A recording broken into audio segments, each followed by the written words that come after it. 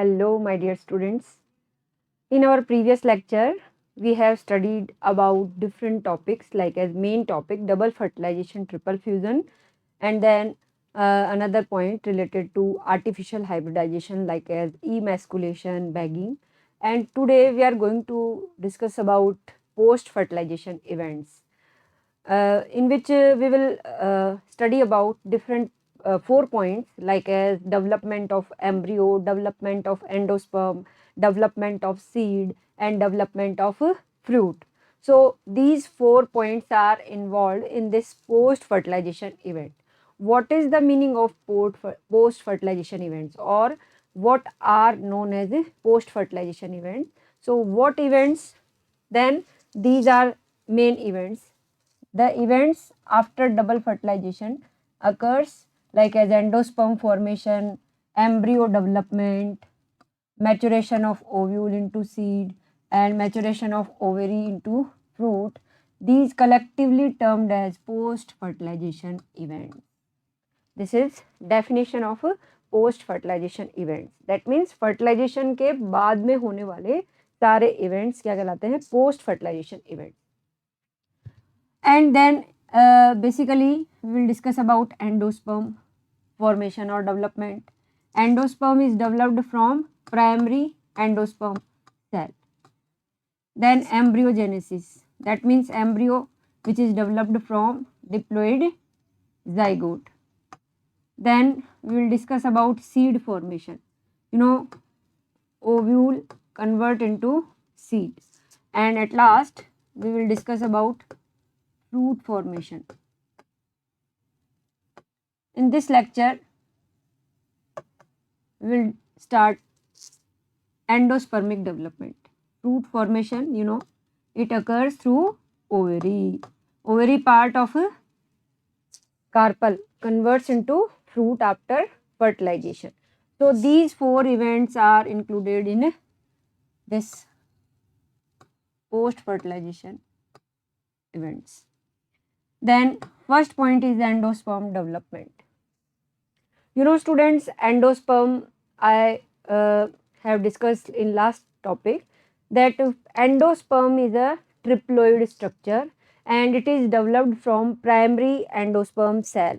Primary endosperm cell in which 3N triploid nucleus is present converts into endosperm, and endosperm have nutrients. It has storage of food or stored food, and it provides nutrition to developing embryo during embryogenesis. So it is very important tissue, and it is, we can say that after double fertilization it is formed after fusion of polar nuclei and one male gamete. Then after fusion of we can say that 3 nucleus, triple fusion. After triple fusion, endosperm, primary endosperm cell is developed which converts into endosperm. So today we are discussing about this endosperm formation and types of endosperm. So primary endosperm cell, PEC, we have discussed about PEC in last lecture, and it is developed from triple fusion and it has 3N nucleus. 3N means triploidy condition. And then endosperm, cells of endosperm filled with reserve food material and the main source of nutrition for the development of a embryo. So it is an important, we can say that important tissue. It is an important tissue for development of a embryo. Clear, students? Then endosperm nucleus is triploid and it divides repeatedly to form the endosperm, or if endosperm is present in seed, it is called as endospermic seed. It stores food and it is helpful in development of a embryo. Now one more important question, that what is endosperm and what are the types of endosperm, how many types of endosperm are found in angiospermic plants. Then there are three types of endosperms found in all angiospermic plants or specific angiospermic plants, in which a more common type of endospermic, we can say that type is this cellular type or nuclear type of endosperm. So we will discuss how the nuclear endosperm is developed and what is the process of development of cellular endosperm, and third type halobial endosperm. First, you should remember three names of endosperm. First is nuclear endosperm, then second is cellular endosperm, and third one is halobial endosperm. So you should remember these three names of endosperm. Then nuclear endosperm, why we are calling this type of endosperm nuclear endosperm? Because it has multiple nucleus. Many nucleus are present in this type of endosperm, like as coconut water. Coconut का जो water होता है उसमें nuclear, अगर हम condition देखें तो free nuclear condition होती है. सारा एंडोस्पर्म जो पानी है वो एंडोस्पर्म है क्योंकि उसमें बहुत सारा न्यूट्रिशन है. और एंडोस्पर्म जो होता है वो फ्री न्यूक्लियर एंडोस्पर्म उसमें प्रेजेंट होता है. Then other example like as cotton, in maize plant also free nuclear endosperm is present. So during this condition I will explain by a diagram different type of endosperm. First, free nuclear endosperm or nuclear endosperm. It is also known as free nuclear endosperm. Free nuclear endosperm. Clear? And successive nuclear division इसमें होता है, sequence में nuclear division होता है and then free nuclei बन जाते हैं. These free nuclear endosperm initially उनमें सेल वॉल नहीं बनती एंड देन सेल वॉल नहीं बनती तो सेल्स नहीं बनती एंड देन न्यूक्लियस क्या रहते हैं, फ्री. तो it is called as free nuclear endosperm. लेकिन कुछ टाइम बाद में सेल वॉल फॉर्मेशन आफ्टरवर्ड, तो बाद में ये सेल वॉल फॉर्मेशन बहुत लेट हो सकता है इसमें, बट इनिशियली नहीं होता. जैसे मैं इसको एक डायग्राम के थ्रू आपको समझाऊंगी. सपोज दैट ये एम्ब्रियो सैक है, देन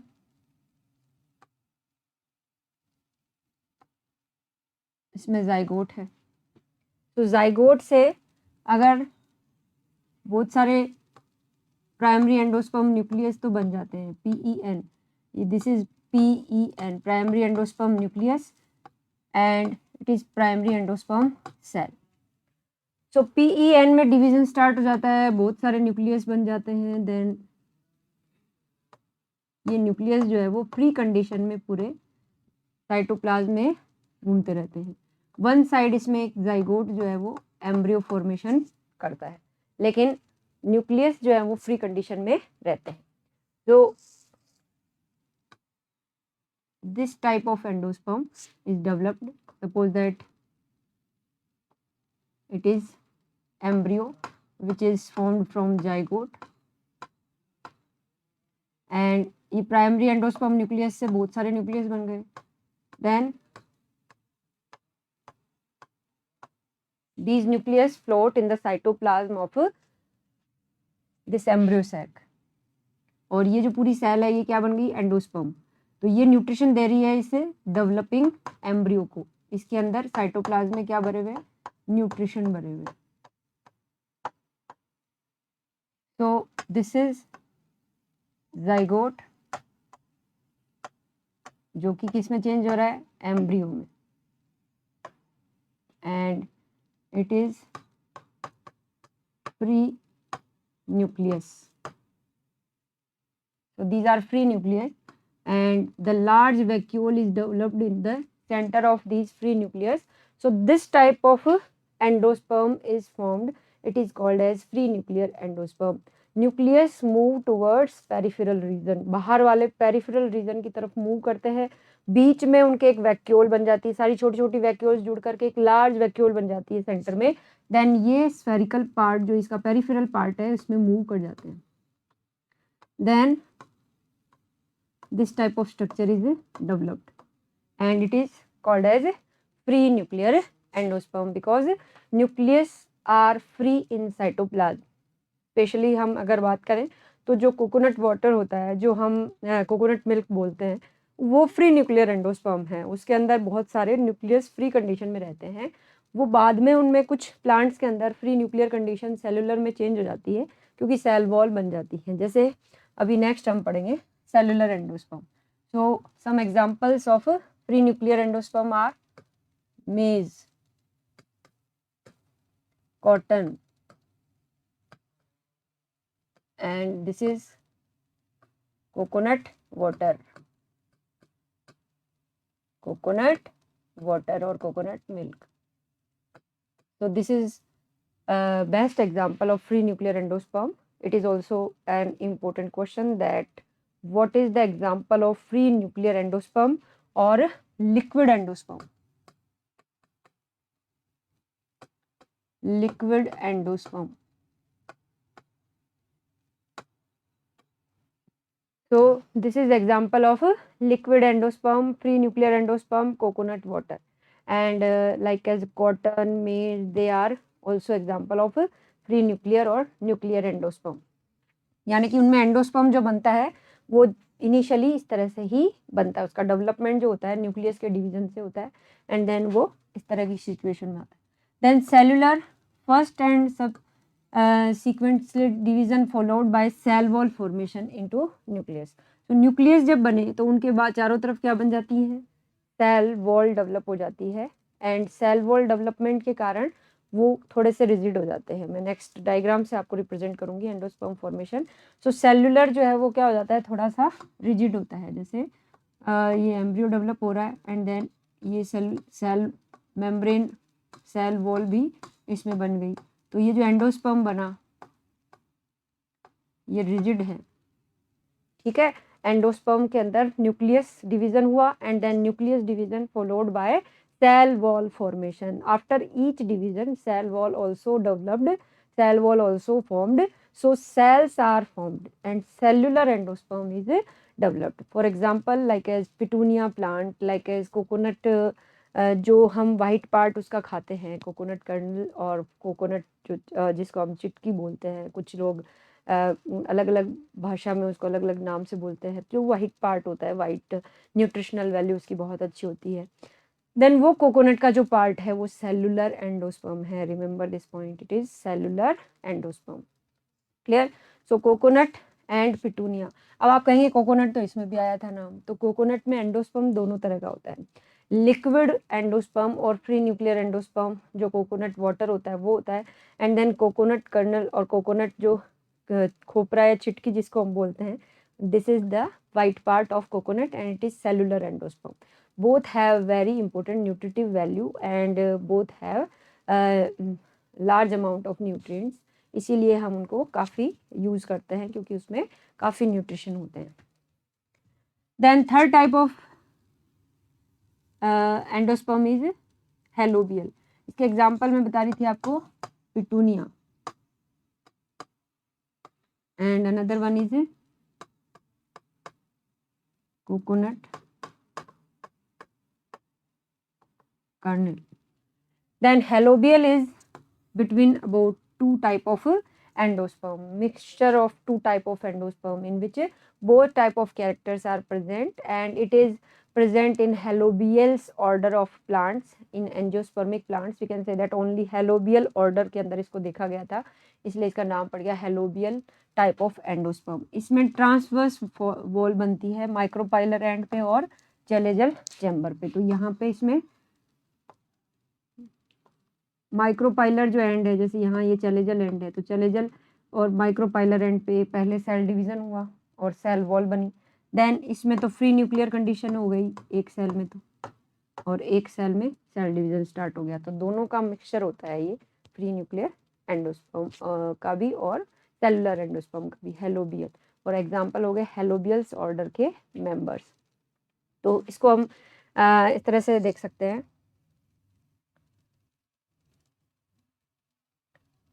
लाइक एक स्लाइड के थ्रू हम इसको रिप्रेजेंट कर सकते हैं।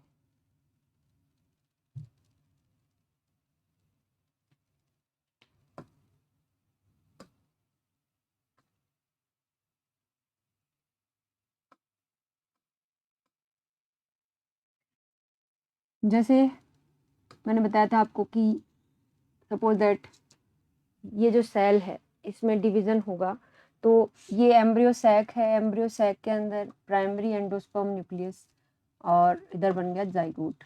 फर्टिलाइजेशन की प्रोसेस पढ़ी थी हमने, उसमें एम्ब्रियो सैक जो है, जो फीमेल गैमेटोफाइट है, एम्ब्रियो सैक, इसमें एक ये बन गया प्राइमरी एंडोस्पर्म न्यूक्लियस और ये बन गया zygote after fertilization, and then this is primary endosperm cell which converts into endosperm। तो इसमें एंडोस्पर्म का फॉर्मेशन जो है, सबसे पहला एंडोस्पर्म मैंने बताया प्री न्यूक्लियर और न्यूक्लियर एंडोस्पर्म।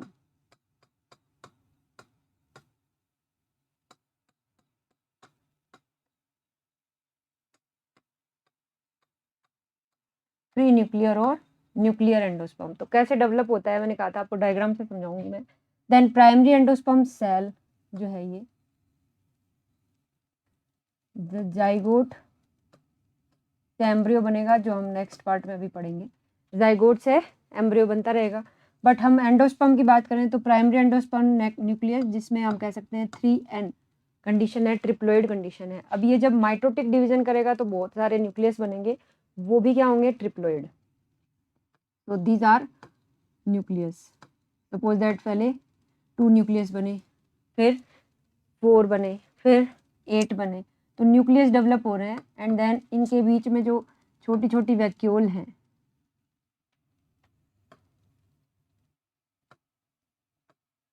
वो डेवलप हो रही हैं, और वो वैक्यूल जो है वो सेंटर में इकट्ठी हो जाएंगी।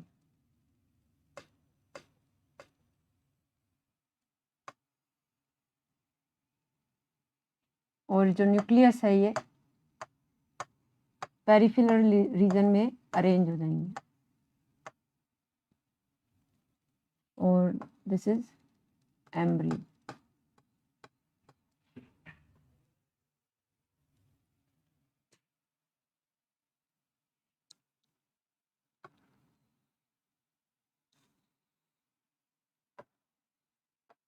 एम्ब्रियो डेवलपमेंट रहेगा और ये न्यूक्लियस, खूब सारे न्यूक्लियस इसमें डेवलप हो जाएंगे, and it is called as pre nucleus endosperm. यहाँ से cell division, embryo is developed and these are free nucleus and this is vacuole।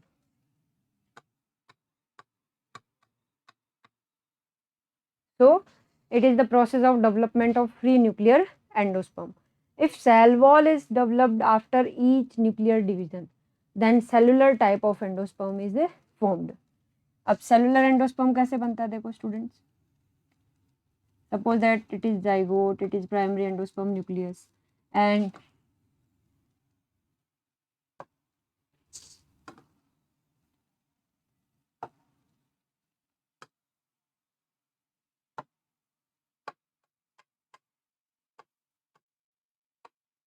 ये एंडोस्पर्म से जाइगोट से एम्ब्रियो बन रहा है डिवीजन से। लेकिन जो सेल डिवीजन हुआ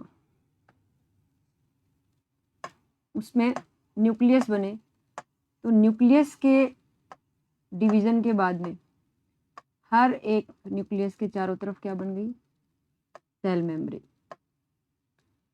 और सेल मेम्ब्रेन बनने के कारण ये रिजिड हो गया। देन और ज़्यादा सेल्स बनी,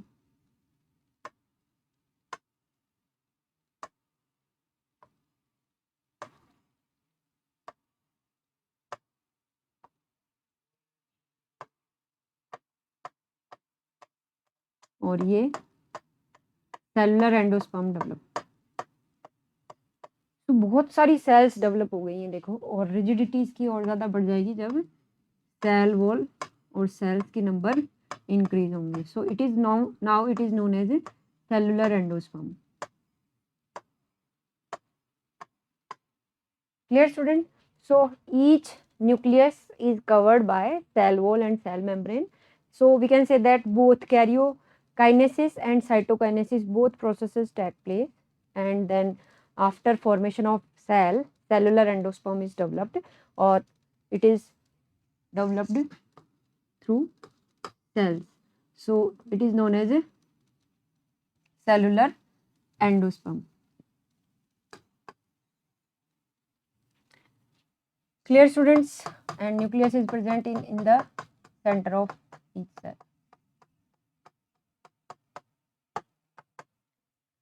Now we can understand third type of endosperm development, like as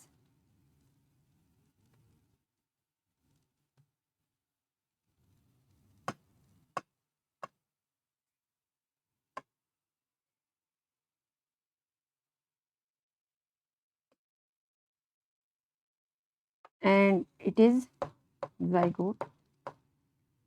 But first two cells are developed, one apical cell and one basal cell. One cell is known as a micropylar cell. Micropylar cell, and at the chalazal end another cell is developed, it is called as chalazal cell.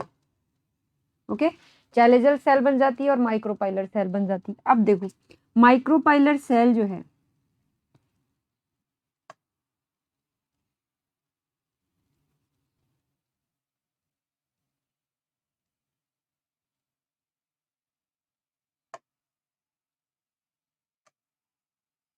इसमें क्या हुआ, ये embryo develop हो रहा है, लेकिन situation change हो गई है. दैट इज ये जब न्यूक्लियस डिवीजन हुई, यहाँ पे एक चैलेजल एंड पे जो सेल है वो तो रहेगी, उसमें सेल वॉल बन गई. यानी ये सेलुलर और प्री न्यूक्लियर दोनों का क्या है, मिक्सचर है. इसमें सेल वॉल भी बन गई. अब सेल वॉल जिसमें बन गई उसमें एक या दो या तीन सेल बन जाएंगी, सेल डिवीजन हो जाएगा, एंड देन सेलुलर एंडोस्पर्म की तरह बिहेव करेगा. और बाकी की जो पार्ट है इसमें क्या बन जाएंगे, फ्री न्यूक्लियस. यानी कि जो माइक्रोपाइलर सेल है it converts into free nuclear type of endosperm, and the chalazal cell behaves like a cellular endosperm, or it converts into cellular endosperm. So it is a mixture of both type of endosperm, free nuclear and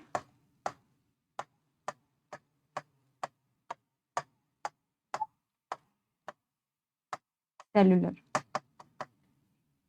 It is called as halobial type of endosperm. It is cellular and it is halobial type of endosperm. So this is the basic mechanism of formation of three types of endosperm.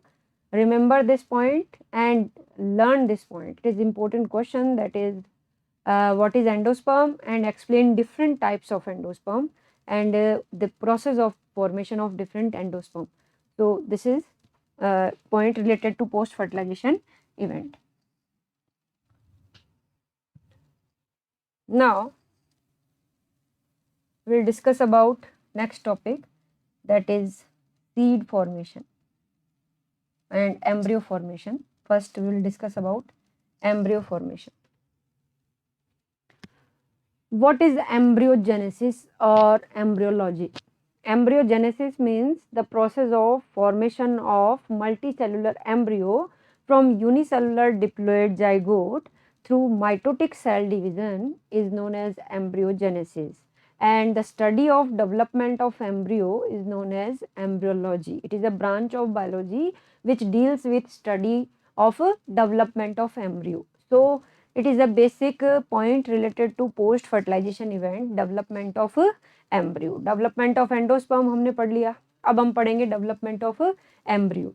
So first we'll discuss about that embryo develops from micropylar end. Micropylar and पर हमेशा embryo develop होता है, because zygote उसी portion पे develop होता है. जैसे हमने उस एम्ब्रियो सैक में डायग्राम बनाया था, मैं बताऊंगी इसको अच्छे से. Then zygote is situated at the micropylar end, so embryo is always developed at the micropylar end of embryo sac और ovule. First endosperm develops from, then zygote developed into embryo. जब embryo बनेगा उससे पहले ही endosperm बन जाएगा। One more important topic, that is endosperm is developed just before embryo development because endosperm provides nutrition to developing embryo। तभी तो ये लिविंग कंडीशन में बना रहेगा जब इसको न्यूट्रिशन मिलेगा। न्यूट्रिशन कौन दे रहा है? एंडोस्पर्म। तो एंडोस्पर्म का फॉर्मेशन एम्ब्रियो से पहले ही हो जाता है, तो because it provide nutrition. Clear? So zygote से सबसे पहले क्या बनेगा? Pro embryo. देन उसके बाद एम्ब्रियो कैसा हो जाएगा? Globular embryo. उसके बाद उसकी शेप कैसे हो जाएगी? Heart shaped embryo. तो first pro embryo is developed, globular embryo यानी कि rounded embryo is developed, then it is globular embryo and globular stage and it is heart shaped embryo is developed। तो जो primitive stage है, देखो angiosperm दो तरह के होते हैं, monocot and dicot plant. Monocot जिनमें एक ही कोटिलिडन डेवलप होता है एम्ब्रियो के अंदर, these are like as grasses are monocot, wheat, maize are monocot plants, and dicot plants have two cotyledons like as gram, pea, pulses, green gram, they are dicot plants, multiple we can say that dicot plants and monocot plants। So embryonic development in both dicot and monocot plant, initial development we can say that initial development of pro embryo, their shape is similar and their pro-embryonic developmental stages are similar in both monocot plants and dicot plants। यानी कि monocot plant और dicot plant के embryogenesis में confuse होने की जरूरत नहीं है, बिकॉज इनिशियल स्टेजेस जो होंगी वो दोनों में ही सिमिलर है। इनिशियल स्टेज सिमिलर है मतलब जो डेवलपमेंट हुआ है सेल डिवीजन से, कैसे एम्ब्रियो बनता है, आपको क्यूरियोसिटी होनी चाहिए कि एक एम्ब्रियो कैसे बनता है, एक प्लांट के अंदर सीड बनता है, फ्रूट कैसे बनता है। So it is related to development of angiospermic plant. तो एम्ब्रियो जब बनेगा तो मोनोकोट एम्ब्रियो और डाइकोट एम्ब्रियो में कंफ्यूज नहीं होना है, दोनों की सिमिलर प्रॉपर्टी है, इनिशियल स्टेजेस सिमिलर है, बट लास्ट में जाके उनकी स्ट्रक्चर चेंज हो जाती है। अगर टू कोटिलिडन्स डेवलप होते हैं देन डाइकोट बन जाता है, अगर सिंगल कोटिलिडन डेवलप होता है देन मोनोकोट प्लांट बन जाता है, उसका एम्ब्रियो बन जाता है। तो अपन डिस्कस करेंगे दोनों टाइप के एम्ब्रियो में कैसे दोनों में फॉर्मेशन होता है। तो एक इम्पॉर्टेंट टॉपिक कि जाइगोट का इनिशियल डेवलपमेंट जो है वो सिमिलर होता है प्रो एम्ब्रियो में। अब इसमें फर्स्ट ट्रांसवर्स डिवीजन होगा, देखो ये जाइगोट है, इट इज जाइगोट, इसके अंदर जो न्यूक्लियस है वो क्या है? डिप्लॉइड न्यूक्लियस है।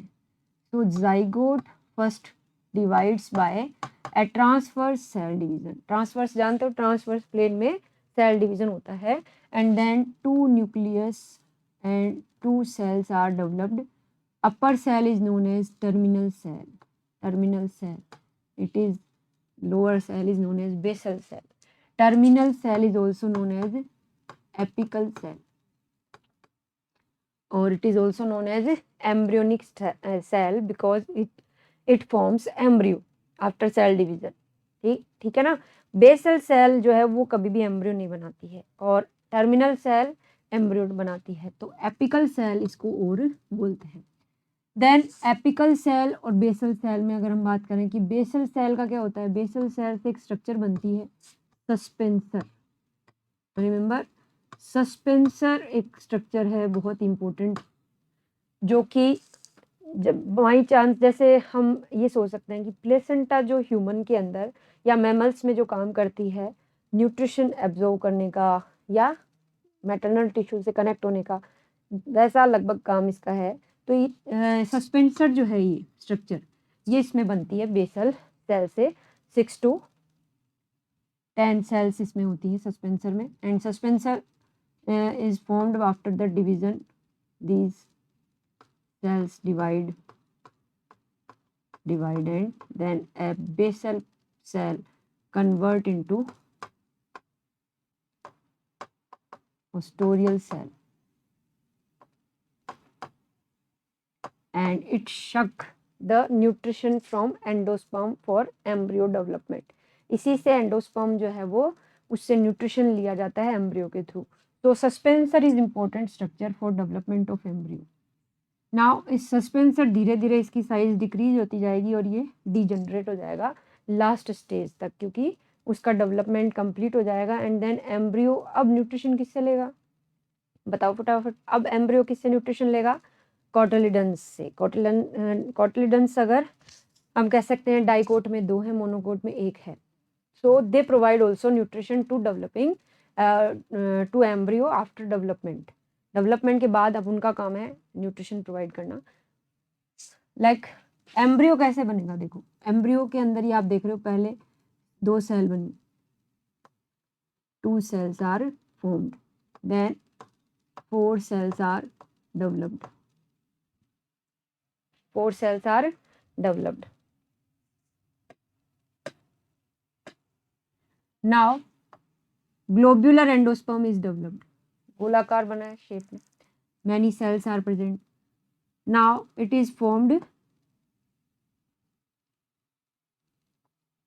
from this part in heart shape. इसका डेवलपमेंट क्या हो गया, अब हार्ट शेप हो गया। तो हार्ट शेप एम्ब्रियो बन गया and it is heart shaped pro embryo और embryo and it is known as globular embryo. And suspensor cells जो है वो डिवाइड होकर के इस तरह से हिस्टोरियल सेल बनाती है। सस्पेंसर सेल की एक सेल होती है जिसको हाइपोफाइसिस बोलते हैं। क्या बोलते हैं, हाइपोफाइसिस। अब आप कहेंगे ये हाइपोफाइसिस क्या है, देखो कुछ बातें इसमें याद करनी पड़ेंगी आपको। हाइपोफाइसिस वो जगह है जहाँ रूट कैप रेडिकल डेवलप होंगे, ठीक है, और बाद में जब ये पार्ट जो है वो धीरे धीरे डीजनरेट हो जाएगा तो ये रूट इनिशिएशन से रिलेटेड स्ट्रक्चर बनाता है एंड देन इट इज हिस्टोरिया और it is the swollen part of basal part of we can say that suspensor. ये एब्जॉर्ब करता है न्यूट्रिशन, जैसे जैसे वो डेवलपमेंट स्टार्ट होगा देन ये न्यूट्रिशन को एब्जॉर्ब करेगा। सो ये जो है डाइकोट एम्ब्रियो है, dicot embryo in which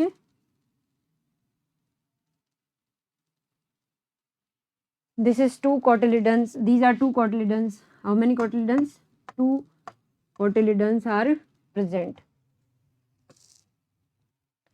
and shoot meristem, this part is related to plumule or shoot and this part is related to root meristem. Shoot और root meristem इस part में होते हैं। तो first of all single cell zygote converts into two-celled condition after a division. In this part, 6 to 10 cells are developed in suspensor. This is suspensor and the last cell of suspensor is Ostoria cell.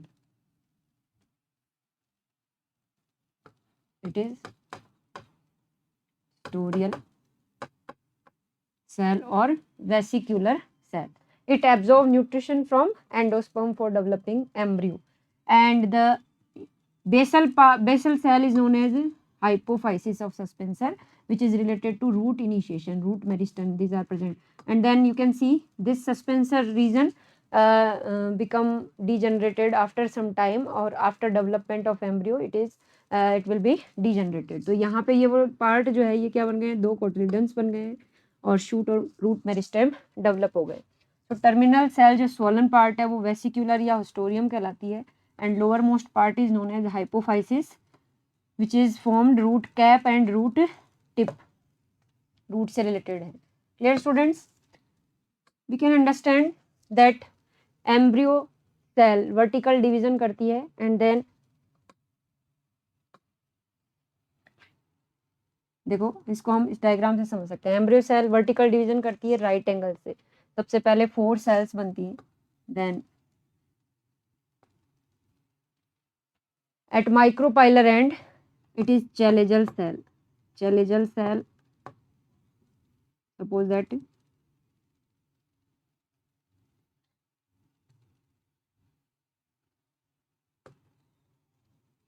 zygote, first it is the zygote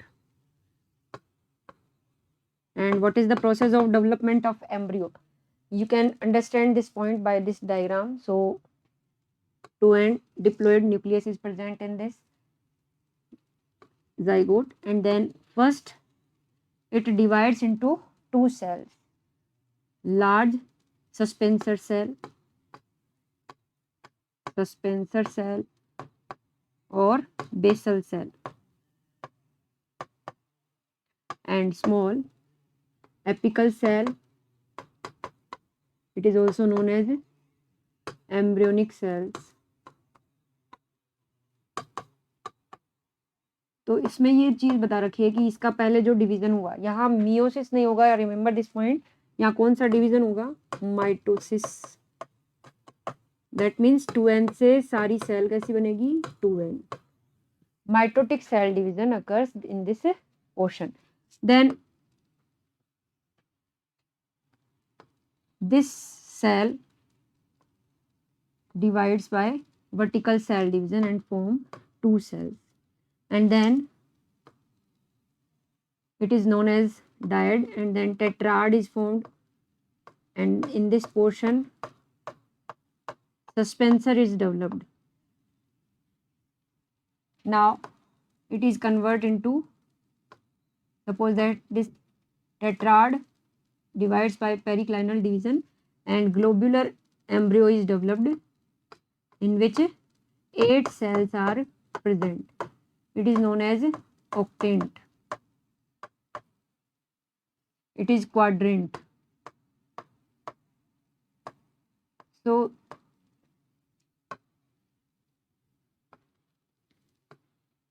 इसमें suspensor cell बन रही है, देखो आप suspensor cell किसमें बना रही है? सस्पेंसर बना रही है। And then apical cell forms embryo, ये एम्ब्रियो बन रहा है इसमें quadrant stage and it is octant stage, and this is stages of proembryo.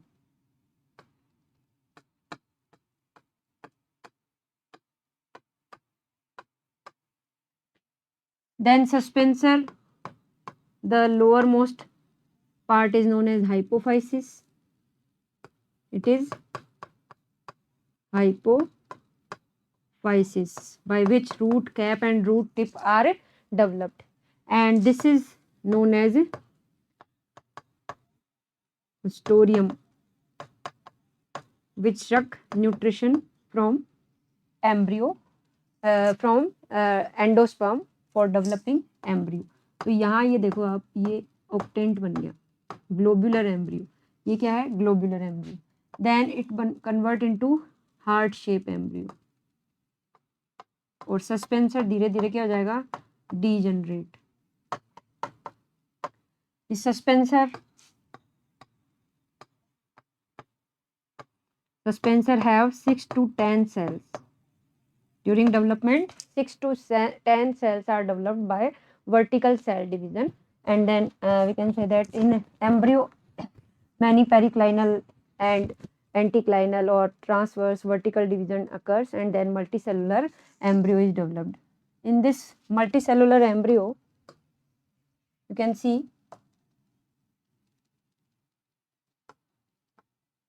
this portion is known as dermatogen layer. It is dermatogen layer. Then second one is peribleum.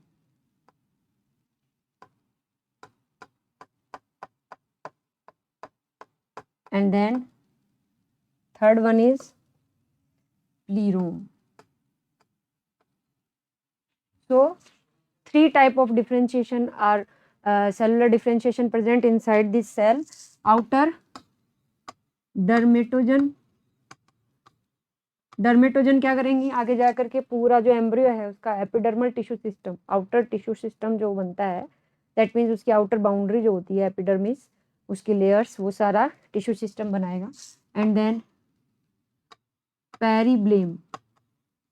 पेरीब्लेम जो है वो ground meristem में convert हो जाएगा. Ground tissue होता है meristem, जब आपने 11th क्लास में पढ़ा होगा tissue system of plant. Then vascular tissue system होता है सबसे सेंटर में, फिर ग्राउंड टिश्यू सिस्टम होता है मिडल में, एंड देन बाहर epidermal tissue system. Epidermal tissue system से रिलेटेड है डर्मेटोजन. देन पेरीब्लेम जो है वेस्कुलर मेरिस्टेम में कन्वर्ट हो जाएगी, सॉरी ये ग्राउंड ग्राउंड मेरिस्टेम में कन्वर्ट हो जाएगी। एंड ग्राउंड टिश्यूज कौन कौन से होते हैं? एंडोडर्मिस, कोर्टेक्स, हाइपोडर्मिस, सुना है ना नाम इनका? These are ground tissue system tissues. तो यहाँ उनसे उसका फॉर्मेशन हो जाएगा। और सबसे सेंटर में क्या है? प्लीरोम, प्लीरोम और procambium region, in which we can say that vascular tissue system is developed, cortex के बाद में जो जो अंदर की तरफ आप देखते हैं कि वैस्कुलर बंडल है जिसमें जाइलम एंड फ्लोएम प्रेजेंट होते हैं, कैम्बियम प्रेजेंट होती है डाइकोट प्लांट और मोनोकोट प्लांट के अंदर। किस तरह से ये अंदर वाला जो टिश्यू सिस्टम है उसके लिए प्लीरोम डेवलप हो जाता है। और ये धीरे धीरे ये वाला पार्ट जो है वो क्या हो जाएगा? रिड्यूस हो जाएगा। देन अगर ये डाइकोट प्लांट है तो डाइकोट एम्ब्रियो बनेगा। तो ये जो हार्ट शेप एम्ब्रियो है इसमें दो क्या बन जाएंगे? कोटिलिडन्स। एंड इस तरह की शेप डेवलप हो जाएगी।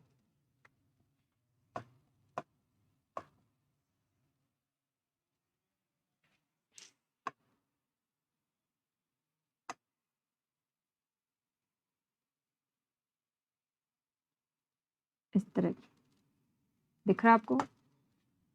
So it is dicot embryo in which two cotyledons are present. These are two cotyledons. Clear, students? And if it is monocot plant, then this type of embryo is formed.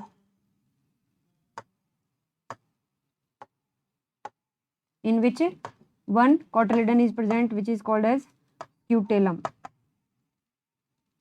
That means initial stages of development of embryo are similar in both monocot and dicot plant. So during embryo development we can say that embryo development में क्या हुआ? Vertical division हुआ पहले right angle पे, एक cell से 4 cell बनी quadrant, then transfer division से 8 सेल बनी, ठीक है, ये ऑक्टेंट बन गया, this is octant. And then terminal जो इनमें से ऑक्टेंट में से ये जो टर्मिनल सेल हैं ये प्लूम्यूल से रिलेटेड भी होती हैं। एंड हाइपोफाइसिस बनता है नीचे की तरफ, ये हाइपोफाइसिस मैं बता रही थी आपको, ये वाला हाइपोफाइसिस सेल है जो रूट कैप और रूट टिप से रिलेटेड, इधर की तरफ रूट बनती है और इधर की तरफ प्लूम्यूल। देन ये देखो ये वाला जो पोर्शन है यहाँ पे ये वाले पोर्शन में प्लूम्यूल डेवलप होएगा। और यहाँ ये क्या है? रेडिकल। और यह रूट कैप। तो रूट कैप और रूट टिप, जैसे कभी भी सीड जर्मिनेट होता है तो एक्चुअल में उसके अंदर एम्ब्रियो होता है, वही प्लूम्यूल और रेडिकल निकालता है, उसी से जर्मिनेशन होता है, उसी से पूरा प्लांट जो है वो बनता है। एम्ब्रियो ही तो प्लांट बनाएगा, सीड तो उसको प्रोटेक्शन दे रहा है, एक तरह से जर्मिनेट होने में हेल्प कर रहा है। तो एम्ब्रियो में ही वो पोर्शन होते हैं plumule and radicle, shoot apex और root apex. These parts are related to embryo. तो एक टिपिकल एम्ब्रियो में, डाइकोट एम्ब्रियो और मोनोकोट एम्ब्रियो में कौन कौन सी स्ट्रक्चर हो रही है, कैसे डेवलपमेंट होता है, ये मैंने पूरा बता दिया है। प्रो एम्ब्रियो अनडिफ्रेंशिएटेड था, देन ग्लोबुलर बना, देन हार्ट शेप्ड बना, एंड फिर मैच्योर एम्ब्रियो में कन्वर्ट हो गया। तो दोनों में कैसे आप इसको आइडेंटिफाई करेंगे? This is dicot embryo, it is dicot embryo diagram.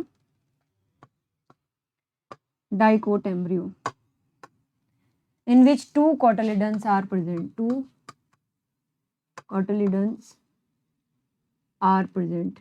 These are two cotyledons. Remember, ये cotyledons ही क्या कर रहे हैं? इनको न्यूट्रिशन में हेल्प कर रहे हैं। जब पूरा कंप्लीट एंडोस्पर्म अगर कंज्यूम हो जाता है डाइकोट प्लांट्स में तो ये हेल्प कर रहे हैं। अब देखो ये इसकी एम्ब्रियोनल एक्सिस है। तो एक एम्ब्रियो में क्या क्या होता है? Dicot embryo consist of an embryonal axis, ये इसकी एम्ब्रियोनल एक्सिस है। टू कोटिलिडन्स, ये दो कोटिलिडन्स हैं, ये मैंने बता दिया। अब the portion of embryonal axis above the level of cotyledon is known as epicotyl and which terminals with the plumule और स्टेम टिप।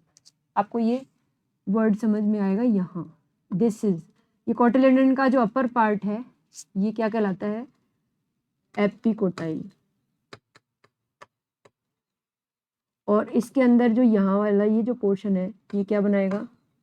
प्लूम्यूल, जिससे शूट अपेक्स बनेगा। यानी कि एपिकोटाइल यानी अपर वाला पार्ट, और नीचे वाला आप याद रख लो हाइपोकोटाइल। ये जो बेसल पार्ट है ये क्या है, हाइपोकोटाइल, याद रखने पड़ेंगे आपको। देन हाइपोकोटाइल पोर्शन के अंदर इस रीजन में ये क्या बनता है, रेडिकल, और रेडिकल को जब कवर करती है एक cap like structure, it is called as root cap.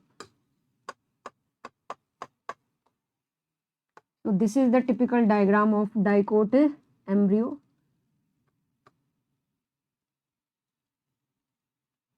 In which these are two cotyledons and it has two cotyledon and one embryonal axis. The upper portion of embryonal axis is known as epicotyle, उसका terminal end plumule बनाएगा, and the lower portion of embryonal axis is known as hypocotyl by which radicle is developed which is covered by root cap.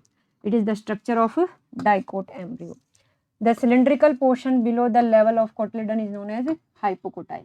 That terminals with radical, बता दिया मैंने, radical और root tip जो है वो इसी से बनती है, और रूट टिप जो है वो कवर्ड होती है किससे, रूट कैप से. कंप्लीट.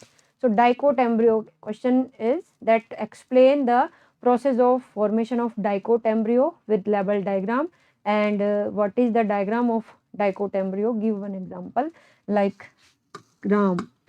Suppose that ये एक ग्राम है, चना है, तो ग्राम जो है उसमें आप देखते हैं कि अगर हम उसको खोलें तो उसमें दो कोटिलेडन नज़र आते हैं. यहाँ इसका ये एम्ब्रियो है, तो इस एम्ब्रियो में क्या है, दो कोटिलेडन है. ठीक है, और ये जो है ये डाइकोट एम्ब्रियो का ग्राम हो गया. इसके अलावा जैसे पी है, पी को आप जब पानी में भिगोते हैं फिर खोलेंगे आप, तो उसके जो सीड होता है उस सीड को कवर खोलते ही उसमें एम्ब्रियो नज़र आता है, वो डाइकोट है. समझ गए. ऐसे ही हम नेक्स्ट पढ़ते हैं मोनोकोट एम्ब्रियो की structure. Monocot embryo, it is monocot embryo. देखो मोनोकोट एम्ब्रियो जैसे कि ग्रास फैमिली को अगर हम ले लें, ग्रेमिनी, व्हीट फैमिली को ले लें, मेज को ले लें, जैसे suppose that it is a diagram of embryo of wheat. गेहूं खाते हैं हम सब, तो व्हीट का जो एम्ब्रियो है वो हमें पता होना चाहिए अंदर से कैसा होता है. देखो ध्यान से, ये स्क्यूटेलम है, इट इज स्क्यूटेलम, इसको याद करना. ये है स्पेशल कोटिलेडन, या ये single cotyledon of monocot embryo. अब इसके अलावा ये क्या है, इसकी एम्ब्रियोनल एक्सिस. तो embryo has one embryonal axis and one cotyledon. Then embryonal axis में अपर पार्ट जो है उसको सबसे बाहर एक कवर्ड स्ट्रक्चर दिख रहे हैं आपको, ये कहलाती है coleoptile. Coleoptile and it covers shoot apex. ये किससे गिरी हुई है, किसको कवर कर रही है, शूट अपेक्स को. तो शूट अपेक्स यहीं से डेवलप होता है प्लूम्यूल के रूप में. एंड द अपर जो पार्ट है ये ऊपर वाला coleoptile and the lower most covered part जो कि रेडिकल को कवर कर रहा है. रेडिकल ऊपर प्लूम्यूल को कवर कर रहा है कोलियोटाइल, जिससे शूट अपेक्स बनेगा, और रेडिकल को कवर कर रहा है वो क्या है, coleorhiza. Coleorhiza. So these are two structure, coleoptile and coleorhiza, which are present in monocote embryo. So the scutellum is situated towards one side, lateral side of the embryonal axis. कहाँ present है ये, lateral side में present है. Its lower end, the embryonal axis has the radical and two and root cap enclosed and undifferentiated sheath which is called as coleorhiza. Radical को cover करने वाली undifferentiated sheath जो है ये क्या कहलाती है, coleorhiza. And then the portion of the embryonal axis above the level of attachment of scutellum and epicotyl. यहाँ जो ये वाला जो पोर्शन है इसके साइड में ये वाला पोर्शन है शूट अपेक्स को कवर करने वाला, it is called as coleoptile. And hollow portion जो कोलियोप्टाइल है वो किसको कवर कर रहा है, शूट अपेक्स को या लिम्यूल को। साइड में एक स्पाइन लाइक स्ट्रक्चर होती है जिसको एपीब्लास्ट कहते हैं, ये वाली। Then this is the diagram of monocot embryo like as wheat, maize, grasses or grasses family, all plants are monocote in which a monocote embryo is developed. So in today's lecture we have discussed about development of endosperm and development of embryo in monocote plant and in dicote plant. In next lecture we will discuss about development of seed and development of fruit. Thank you. Have a nice day.